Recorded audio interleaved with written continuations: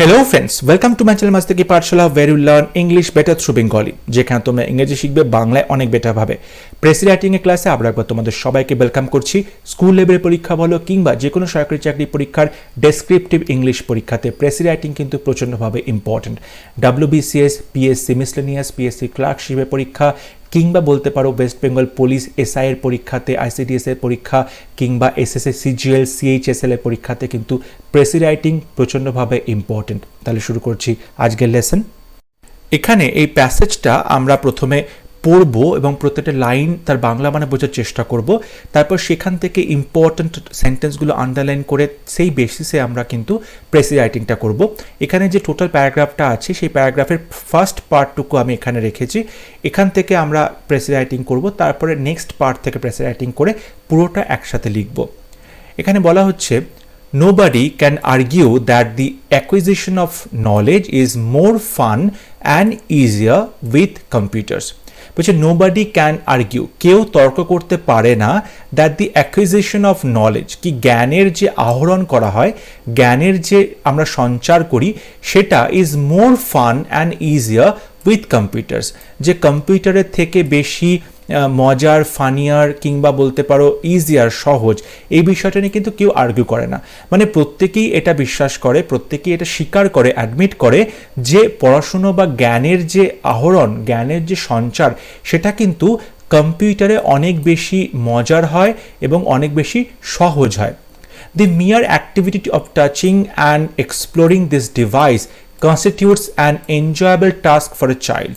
বলছে the mere activity, এই যে নর্মাল যে কাজকর্মগুলো করা, অ্যাক্টিভিটি অফ টাচিং, শুধুমাত্র যে কম্পিউটারে টাচ করছে অ্যান্ড এক্সপ্লোরিং দিস ডিভাইস, এবং কম্পিউটারের যে ডিভাইসটা সেটাকে এক্সপ্লোর করছে, কোথায় কি বাটনস রয়েছে, কোথায় কীভাবে কম্পিউটার ফাংশন করে, এই যে কাজকর্মগুলো, শুধুমাত্র এইটা করার মধ্যে দিয়ে কিন্তু একটা বাচ্চা অনেক বেশি এনজয়মেন্ট পায়, অনেক বেশি এনজয় করে এই কাজটা। This accompanied by the relaxing attitude and softer interactivity, এবং যখন এই যে অ্যাক্টিভিটিগুলো চলছে কম্পিউটার, তার সাথে যখন বসানো হয় একসাথে একটা অ্যাটিটিউড, রিল্যাক্সিং অ্যাটিটিউড, খুব ভালো লাগার একটা অ্যাটিটিউড তৈরি হয়, প্রচণ্ড আরামের একটা অ্যাটিটিউড থাকে, এবং কম্পিউটারের যে সফটওয়্যারের ইন্টারঅ্যাক্টিভিটি, সফটওয়্যারের মাধ্যমে যে ইন্টারাকশন চলে কম্পিউটারের সাথে একটা লার্নারের, একটা বাচ্চার, usually contributes to a better grasping of new knowledge, এর মাধ্যমে কিন্তু নতুন নতুন যে নলেজগুলো হয়, নতুন নতুন যে জ্ঞানগুলো হয়, তার উপর কিন্তু একটা গ্রাস্পটা, তার উপর যে দখলটা, সেটা অনেক বেটার হয়। এখানে যেটা বলতে চাওয়া হচ্ছে যে একটা কম্পিউটারে যখন বাচ্চা কম্পিউটারটা দেখছে, কম্পিউটারের কিগুলো নিয়ে নাড়াচাড়া করছে, কম্পিউটারে টাচ করছে, প্লাস তার সাথে যে কম্পিউটার যে বিভিন্ন সফটওয়্যার তৈরি করা হচ্ছে, ডেভেলপ করে কম্পিউটারের সাথে একটা ইন্টারাকশন চলছে, একটা কথোপকথন চলছে, একটা দেওয়া নেওয়া চলছে, তার ফলে কি হয়, যে নলেজটা একটা বাচ্চা বা মানুষজন পাচ্ছে কম্পিউটারের থেকে, সেটা অনেক বেশি বেটার হয়, এবং নলেজের যে গ্রাসপিং, নলেজের উপরে যে দখলটা, সেটা কিন্তু অনেক বেশি ভালো হয়। At a higher education level, the availability of digital books, simulators, and other academic materials provide the student with an ever accessible source of information that otherwise would not be at hand. এবং বলা হচ্ছে at higher educational level, যে উচ্চশিক্ষার বিভিন্ন স্তর রয়েছে, উচ্চশিক্ষা, পড়াশোনার উচ্চশিক্ষাতে দি অ্যাভেলেবিলিটি, যে জিনিসগুলো পাওয়া যাচ্ছে, কি কি পাওয়া যাচ্ছে, ডিজিটাল বুক পাওয়া যাচ্ছে, সিমুলেটার্স পাওয়া যাচ্ছে, মানে বিভিন্ন রকম কি করা হচ্ছে, যে কৃত্রিমভাবে একটা সিচুয়েশন তৈরি করে বাচ্চাদেরকে শেখানোর চেষ্টা করা হচ্ছে, একটা সিচুয়েশন তৈরি করে সেটা ভালো করে বোঝানোর চেষ্টা করা হচ্ছে, অ্যান্ড আদার অ্যাকাডেমিক ম্যাটেরিয়ালস, এবং অন্যান্য যে পড়াশোনার ম্যাটেরিয়ালগুলো পাওয়া যাচ্ছে, বিভিন্ন জিনিসগুলো, সেই ম্যাটেরিয়ালগুলো কি করছে, স্টুডেন্টকে প্রোভাইড করছে অনেক বেশি নলেজ, অনেক বেশি সোর্স অফ ইনফরমেশন, এবং সেই ইনফরমেশনগুলো কিন্তু যদি এই ডিজিটাল বুক বা কম্পিউটার বা সিমুলেটর না থাকতো, তাহলে সেগুলো এত সহজে কিন্তু মানুষের হাতে এসে পৌঁছতো না। সো এই প্যারাগ্রাফটায় আমরা যেটা দেখতে পেলাম সেন্ট্রাল আইডিয়া, সেটা হচ্ছে কম্পিউটারের যে পড়াশোনা করা হচ্ছে আজকাল, ডিজিটাল বুকস আছে, এইগুলো কিন্তু অনেক বেশি করে মানুষকে হেল্প করছে তার সোর্স অফ ইনফরমেশন গ্যাদার করতে, বা তুমি বলতে পারো অনেক বেশি একটা রিল্যাক্সিং অ্যাটিটিউড, খুব একটা মজা পাচ্ছে, খুব সহজে শিখতে পারছে এবং খুব এনজয় করছে। সো এই প্যারাগ্রাফে আমরা যেটা দেখতে পেলাম যে লার্নিং থ্রু কম্পিউটার বা ই লার্নিং, সেই বিষয়টা কিন্তু এখানে বলা হয়েছে। এখানে এইটাকে আমরা যদি প্রেসি রাইটিং করব, তাহলে যে সেন্টেন্সগুলো ইম্পর্টেন্ট বলে আমার মনে হচ্ছে সেটা হলো এই যে ফান আছে, ঠিক আছে, এখানে ইজি হচ্ছে, এখানে একটা বেটার আমরা দেখতে পাচ্ছি গ্রাসপিং হচ্ছে নলেজের, এই জিনিসগুলো important.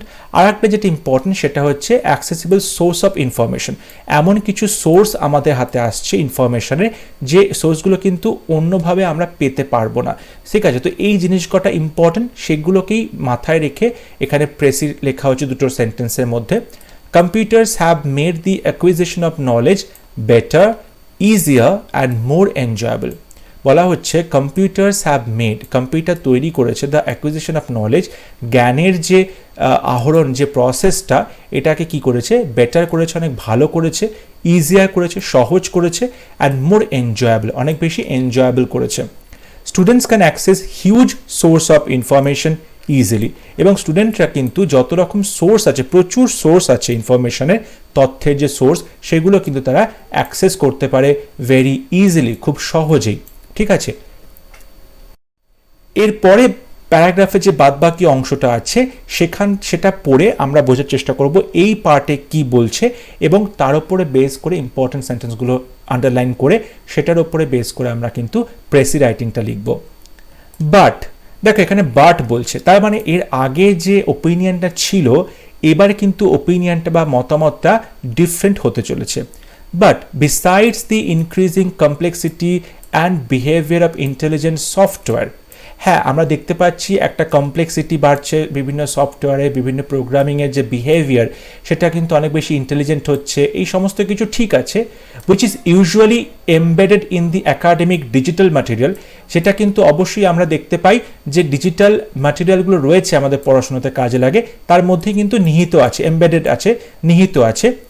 The need for human interaction in the learning process will always be present, কিন্তু যেটা সব থেকে ইম্পর্টেন্ট কথা বলা হচ্ছে যে যতই এখানে আমরা ইন্টেলিজেন্ট সফটওয়্যার পেয়ে যাই, আমরা ডিজিটাল ম্যাটেরিয়াল পেয়ে যাই, তবুও এই শিক্ষার যে প্রসেসটা, শেখার যে প্রসেসটা, তার মধ্যে হিউম্যান ইন্টারাকশন এটা কিন্তু প্রেজেন্ট থাকবে।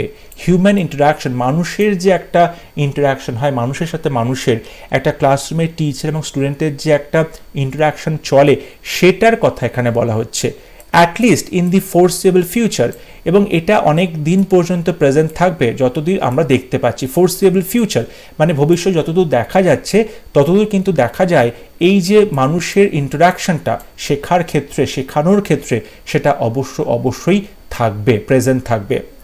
There is the necessity for a human being to be able to determine what the specific needs of each individual are. There is a necessity, এখানে একটা দরকার রয়েছে, প্রয়োজন রয়েছে, ফর এ হিউম্যান বিং, একজন মানুষের খুব বড় প্রয়োজন। মানুষের প্রয়োজন কেন? টু বি এবল, সমর্থ হতে, টু ডিটারমাইন, এটা নির্ধারণ করবে, হোয়াট দি স্পেসিফিক নিডস, কি স্পেসিফিক প্রয়োজনগুলো রয়েছে, অফ ইচ ইন্ডিভিজুয়াল, প্রত্যেকটি মানুষের যে স্পেসিফিক প্রয়োজনগুলো, প্রত্যেকটা মানুষ ডিফারেন্টলি ফাংশন করে, সে প্রত্যেকটা মানুষকে যখন বোঝানো হবে তখন প্রত্যেকটা মানুষের কি কি প্রয়োজন, কেমনভাবে বোঝালে তারা বুঝতে পারবে, তাদের মতো করে বোঝাতে হবে। কিন্তু একটা কম্পিউটারে কি করা হয়, যখন একটা সফটওয়্যার দেওয়া হচ্ছে, সেই সফটওয়্যারটা কিন্তু একটা জেনারিক হয় এবং প্রত্যেক মানুষের জন্যই সফটওয়্যারটা একই রকমভাবে কাজ করে। কিন্তু যখন শেখানোর একটা প্রসেস চলে তখন তো সবাই সমানভাবে শিখতে পায় না, সবার কিন্তু অ্যাপটিটিউড বলো, ইন্টেলিজেন্স বলো, গ্রাসপিং পাওয়ার বলো, এগুলো সব ডিফারেন্ট হয়।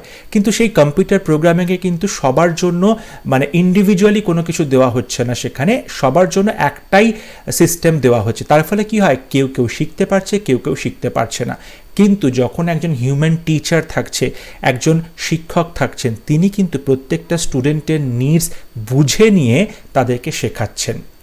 আ computer no matter how sophisticated its software is, যতই সফিস্টিকেটেড, যতই এনরিচ, যতই মডার্ন আপগ্রেডেড হোক না কেন একটা কম্পিউটারের software, can hardly mimic the expertise of a teacher. একজন শিক্ষকের যে বিশেষত্ব, একজন শিক্ষকের যে এক্সপার্টিস, দক্ষতা, সেটা কিন্তু কম্পিউটার কোনো মতেই মিমিক করতে পারে না, অনুকরণ করতে পারে না। ইন হাউ টু এক্সপ্লেন, একজন টিচার যেরকমভাবে এক্সপ্লেন করে অ্যান্ড অ্যাডাপ্ট কমপ্লেক্স কনসেপ্ট, এবং বিভিন্ন জটিল কনসেপ্টগুলোকে তিনি কি করেন, এক্সপ্লেন করেন টু ডিফারেন্ট ইন্ডিভিজুয়ালস, প্রত্যেকটা মানুষের কাছে, প্রত্যেকটা স্টুডেন্টের কাছে যেভাবে তিনি বুঝিয়ে দেন, তেমন বোঝানোটা কিন্তু একটা কম্পিউটারের সফটওয়্যার করতে পারে না। এখানে 168 ওয়ার্ডস আছে প্যারাগ্রাফটায়, তাহলে তোমাকে প্রেসি রাইটিংটা এটার 1/3 পার্টে করতে হবে, যেটা অ্যাপ্রক্সিমেটলি 53 ওয়ার্ডসে দাঁড়াচ্ছে। ঠিক আছে, এবার এই যে প্যারাগ্রাফটা আমরা পড়লাম, এই পার্টটুকু, সেই পার্টের মধ্যে ইম্পর্টেন্ট সেন্টেন্স কোনগুলো সেটা তোমাকে খুঁজে বের করতে হবে।